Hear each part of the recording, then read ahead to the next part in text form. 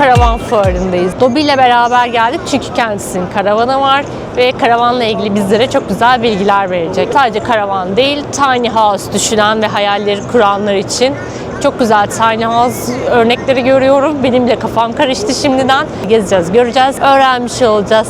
Çok güzel bir video olsun.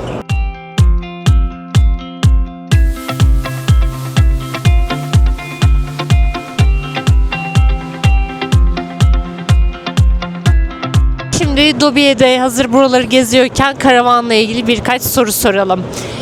Bence en çok sorulan soru çekme karavan mı, motokaravan mı? Bütün karavan kullananlara soruluyor. Alırken de insanların kafası karışıyor hangisini alsam diye. Daha çok insanların gönlünden geçen motokaravan almak oluyor. Çünkü çekme derdiyle uğraşmamak için, ama ikisinin de hem kendilerine göre içlerinde artıları eksileri var. Motokaravan daha portatif, yani çekme karavanın için çekmek için de ayrıca bir araç lazım olduğu için bu biraz da bunu bir yerden bir yere götürmek için bir araca bağlaman gerekiyor. Ama şunlardan evet, karavan. Bu da motokaravan. Yani bu arabayla karavan birleşik. Ona da motokaravan deniyor. Evet. Şimdi motokaravanın avantajları, çekme derdin yok, ekstra bir araca ihtiyacın yok ve çok daha mobil olabiliyorsun. Araç ve karavan bir arada olduğu için istediğin yere daha rahat gidip gelebiliyorsun ve çekme karavanlara göre depolama alanları daha fazla. Ama dezavantajları da az değil. Bazıları şunlar. Çok güzel bir kamp atacak yer buldunuz. Karavanınızı da yerleştirdiniz, tentenizi açtınız, çok güzel bir alan kurdunuz. Sonra suyunuz bitti, yiyeceğiniz bitti, herhangi bir şeye ihtiyacınız oldu. Yanınızda bir motosiklet, bisiklet gibi bir aracınız yoksa motokaravanınızı komple toplayıp işte bu ürünleri almaya veya ihtiyacınızı gidermek için kamp alanınızı komple karavanınızla birlikte terk etmeniz gerekiyor. Diğer bir yine dezavantajı, normal araçlar gibi bu motokaravanların da her yıl bir muayeneye girmesi gerekiyor. MTV'leri var. Veya işte aracın motor tarafı arızalanırsa karavanınız da arızalanmış gibi bu zorlukları yaşıyorsunuz. Çekme karavanın işte bu yönlerde daha fazla avantajları var motokaravanlara göre. İşte karavanınızı arabayla götürüp bir yere, çok güzel bir yere park ettiniz. Aracınız her yere gidip gelebilirsiniz. Bir ihtiyacınız olduğunda su, yiyecek, içecek, işte herhangi bir şey kamp alanında veya etrafı keşfetmek istediğinizde aracınızı çekme karavanınızdan söküp her yere gidip gelebilirsiniz. Şu an için belli kilogram altındaki karavanların işte periyodik muayene ve MTV zorunluluğu yok. Tabii bu sürekli yönetmelikler değişiyor. Belki ilerleyen zamanda olacaktır ama böyle avantajları var. Aralarında farkları var daha doğrusu. Burada ihtiyaçlarınızı belirleyip ona göre tercih yapabilirsiniz. Ben daha önceden motokaravan da kullandım. Bana daha zor geldi çekme karavandan şu an. Ama bazen motokaravanı da arıyorum. Ama genel olarak çekme karavan kullanmaktan memnunum. Parçaların böyle olması karavan mobil haldeyken iyi. Yani işte kapatıyorsun herhangi bir şey düşmesin, kırılması diye. Ama tarafında şöyle havuzlu olması kullanırken kötü, çok fazla ısınıyor. Etrafı kapalı olduğu için şu alanlar biraz fazla ısınıyor. Bunları böyle kesme tahtası olarak falan da kullanabiliyorsun üstlerini. O yönden güzel oluyor. Yani çekme karavan da olsa, motokaravan da olsa olması hayat kurtaran bazı ekipmanlar var. Mesela hekleri. Yani karavanın yazın burayı açtığınız zaman çok iyi bir havalandırma sağlıyor. Onun dışında mobilyalarının malzemeleri ve sudan etkilenmeyen malzemeler olması lazım. İşte sunta, medefe gibi malzemeler hem çok ağır oluyor hem de su gördüğü zaman şişip veriyorlar. Değiştirmek gerekiyor. Genelde en kontrolüdür. Dolaplar içinde oluyor mu peki karavanları, yoksa ekstra mı oluyor? Şöyle, bazılarında oluyor, bazılarında ekstra oluyor. Tabii o stratejisine göre değişiyor.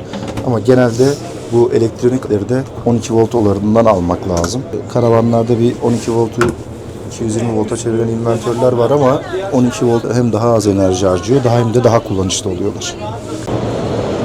Baktığımız karavanın fuara özel standart fiyatıymış. Şimdi karavan dizaynında şöyle bir detay var arkadaşlar. Şimdi Almanların bulduğu altın oran diye bir şey var. Şimdi buradaki altın orandaki temel nokta şu.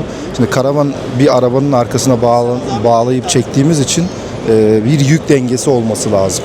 Ve içerideki bu yükü eşit şekilde merkezlerini ayarlayarak dağıtmak lazım. Mesela genelde böyle işte banyo ve mutfağı karşılıklı olarak lastiklerin üzerine koyarlar ki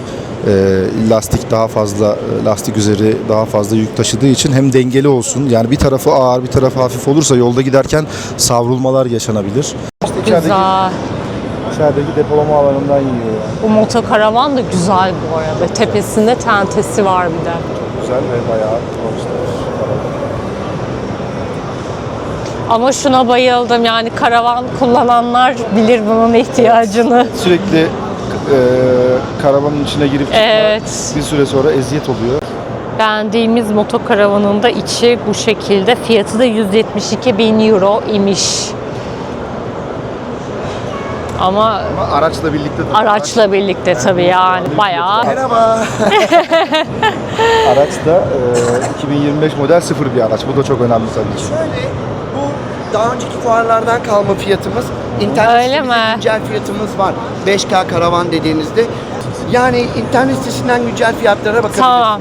5K Gradia Ben için. şimdi fiyat çalışmasını da yapacağım biraz. Tamam. Teşekkür ederim. Güncel fiyatları internet sitesinden bulabilir misiniz? İşte motokaravanların arka tarafları genelde yatak olarak dizayn edilir. O yatakların altı da boş olduğu için bu alanları çok ciddi depolama alanı olarak kullanabiliyorsunuz. Yani şu alan, sadece burada gördüğünüz alan bir çekme karavanın depolama alanının tamamından daha fazla. Tabii bu aracın içinde de depolama alanları var, dolapları var, koltukların altlarında saklama alanları var. Ve tabii karavan hayatı depolama alanı yanınıza ne kadar çok malzeme alacağınızı belirlediği için çok önemli. İçine girdik. Sadece duş alanı. Muhtemelen sol tarafta tuvalet alanı. Burada çift kişilik bir yatak. Dolaplar.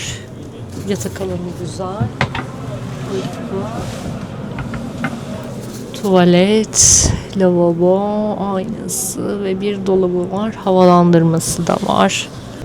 Burada bir şey var. Davlumbaz. Evet, davlumbazı var. Altta bulaşık makinesi var. Çok güzel. Bulaşık makinesi. Çok iyi. Hatta buzluğu da altta ayrıca. Kliması var tavanında. Mesela bu da çok lüks bir şeydir çekme karavanlarda.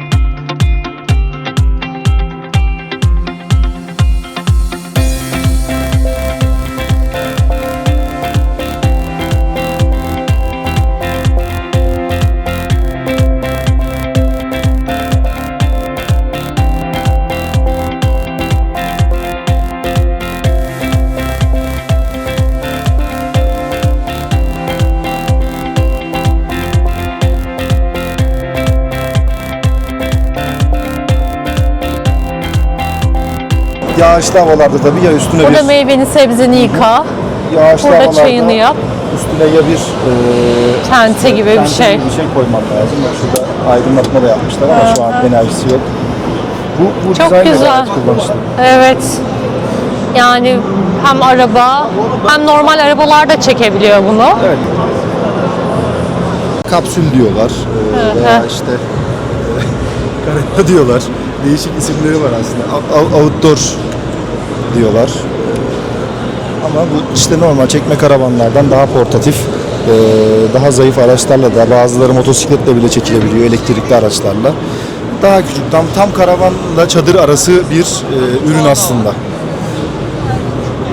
İçinde yaşam alanı yok, sadece yatmak için bir alan var ve televizyon var. Bir de mutfağı var. İşte tuvaleti yok veya saklama alanı çok azdır.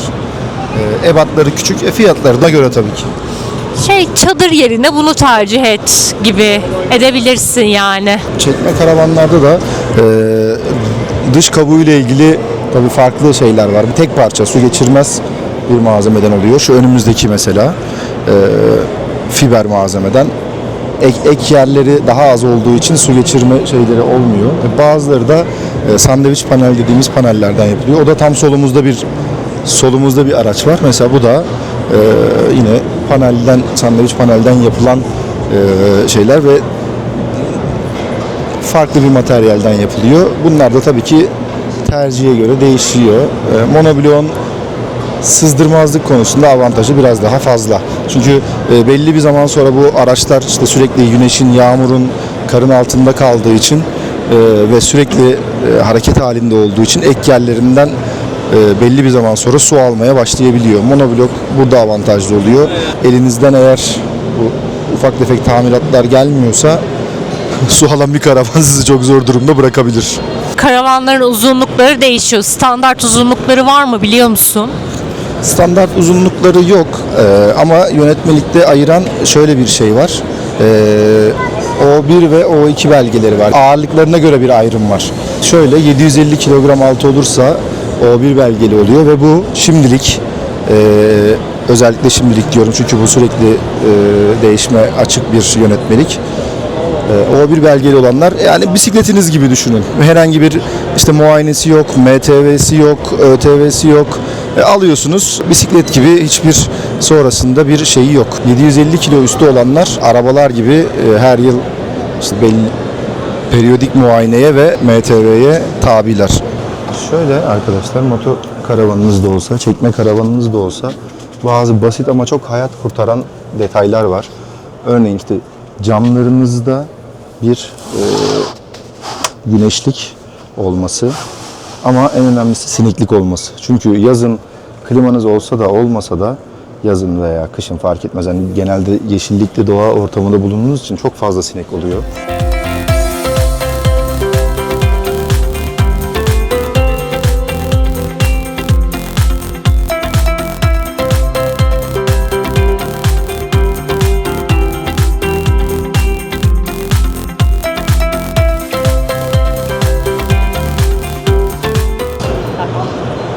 Çektiğimiz karavanların dışında şöyle çekelim de siz de bilgi sahibi olun. Bu da 5.300 liraymış. Evet, bu araç ikinci el bir şurada detaylar yazıyor. 58 bin kilometrede 2017 model bir araç. Iveco genellikle daha sağlam, kolay arızalanmayan, daha yüksek tavanlı, ferah bir karavan sunabilir sizlere. Daha çok tercih edilir yani özellikle. Karavanlarda fark yaratan detaylardan biri de şudur arkadaşlar. Bu cam orijinal karavan camı değil, bu araba camı. Mesela şu arabadaki arabanın kendi kapısındaki camların hiçbir farkı yok. Bu tabii ki daha az yalıtımlı ve aralarından soğuk sızdırabilen bir cam. Ama mesela gerçek orijinal karavan camı şudur bakın. Zaten bu cam değildir ve şu aradası boş şişme bir malzeme. Daha böyle mika gibi bir malzemeden yapılır. Hem izolasyonu daha iyidir hem daha sağlamdır. Hem böyle bir patlama şeyleri olmaz, dertleri olmaz. Motokaravanla çekme karavanın farklarını anlatırken motokaravanlardan şöyle bir şey söylemiştim. Güzel bir kamp alanı bulduğunuzda motokaravanınızı işte yerleştirip bütün her şeyinizi indirdiğinizde bir ihtiyaç olduğunda sağa sola gitmek için tekrar toplayıp motokaravanı yerinden hareket ettirmek zorunda olduğunuzu söylemiştim. Böyle bir imkanınız varsa motokaravanınızın içinde veya arkasında işte motosiklet, bisiklet taşıyabiliyorsanız bu dezavantajı ortadan kaldırıyorsunuz tabii ki. Bu da motosiklet koymak için motosiklet taşıma aparatı. Yani motosikleti koyuyorsunuz, ön tekerleği şuraya geliyor. Burası bir ufak bir scooter işte 100'lük, 150'lik scooterları koyup yanında taşımak için yapılan bir aparat. Ama bunu araca ruhsatına işletmeniz gerekiyor arkadaşlar. Bunu öyle kafanıza göre takıp kullanamazsınız. Evet, bu bir ekipman gibi araca işletmeniz gereken bir aparat. Bu çok yine güzel detaylı bir karavan olmuş. Karavanın içine işte çamaşır makinesini, buzdolabını, bulaşık makinesini koymak bir marifet değil. Bunları tabii ki çalıştırabilecek enerjiyi bulmak da dert doğada. Mesela bu karavanda işte LPG tankı da var. Yani normal gidip benzinliklerde otogaz dolumu yapıp daha fazla gaz taşıyabiliyorsunuz. Mesela müthiş bir enerji sistemi var. Lipo 4 aküler, işte şarj cihazı, inventörü falan her şeyi müthiş bir enerji sistemi koymuşlar. Ama bu enerji sistemi de bir çekme karavan parası eder. Onu da söyleyeyim.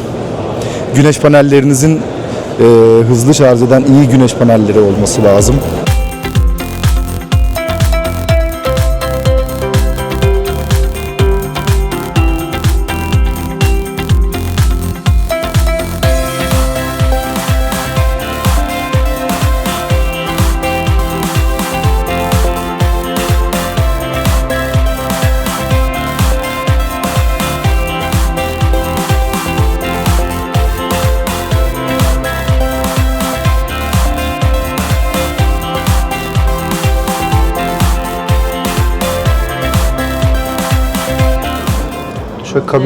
duşakabin tek başına bir belirleyici unsur değil ama tabii ki artı bir unsur mu? Evet.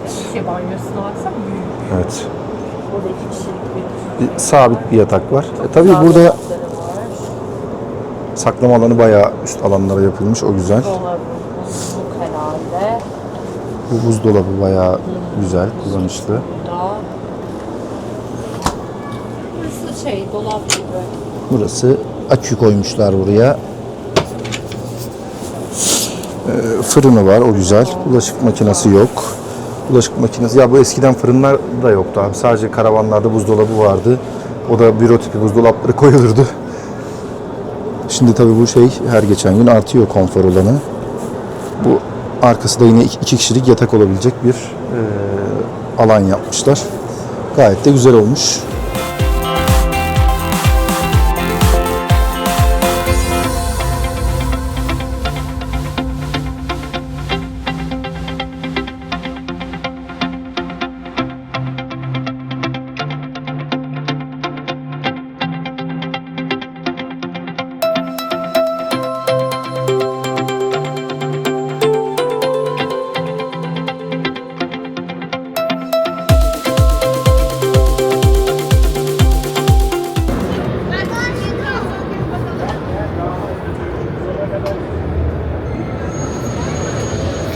Bu bizim karavana aşırı benziyor. Bizimkinde sadece şurada ranza var. Çift katlı.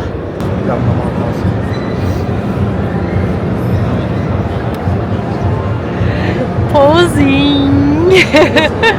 Çok güzel bu ya. Retro.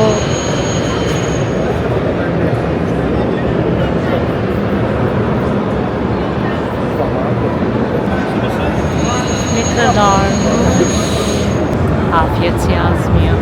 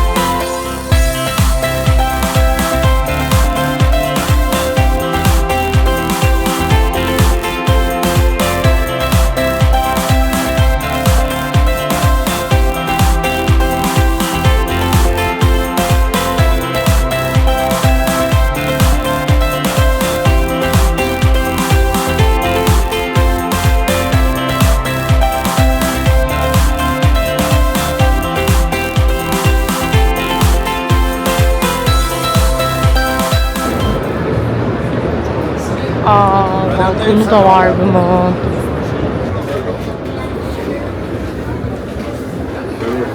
Mutfağı bu şekilde.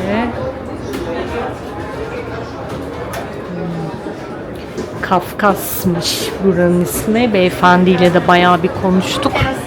Çok da ilgili, tatlı bir insan.